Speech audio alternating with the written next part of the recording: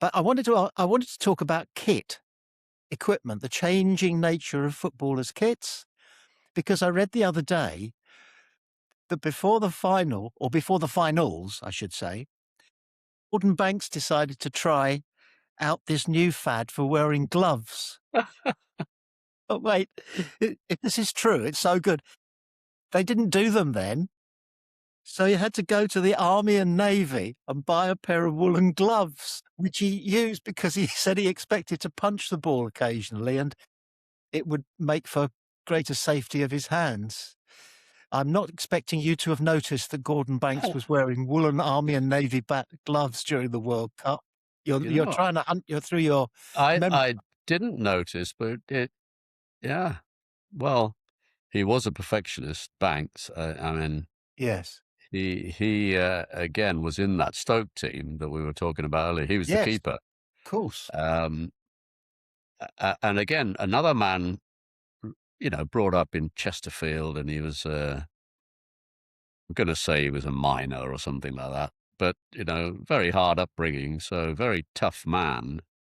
And when we were at university, locally at Kiel, they used to play in our local five-a-side leagues, which was a huge sport at Kiel, five-a-side. And amazingly, the Stoke City pros were in various of the teams that were in this league, and Banks was one of them. And he Really? played on the pitch. He wouldn't play in goal; that would have been too unfair. He played on the pitch, and he wasn't averse, by the way, to Leaving it there.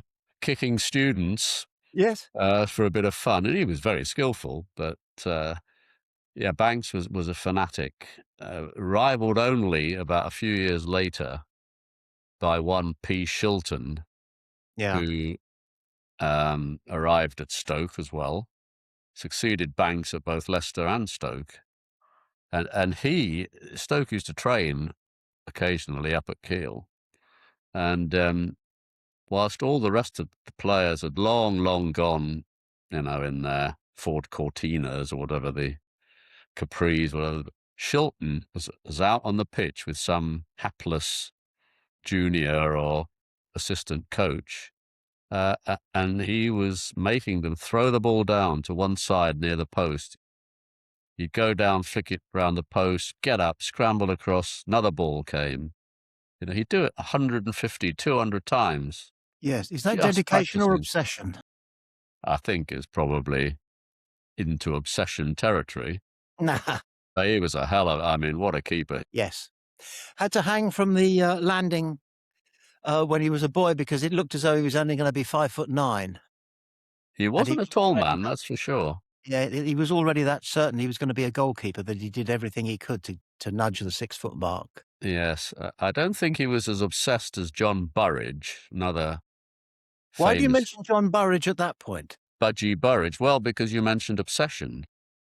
And Burridge used to take a football to bed with him. Did he? Not when he was just a boy, like some of us used to, but when he was a man. When he was a professional goalkeeper, he'd take the ball to bed with him just so he kept the feel of it. Something mysterious has just happened because when you said Peter Shilton, my first thought was John Burridge.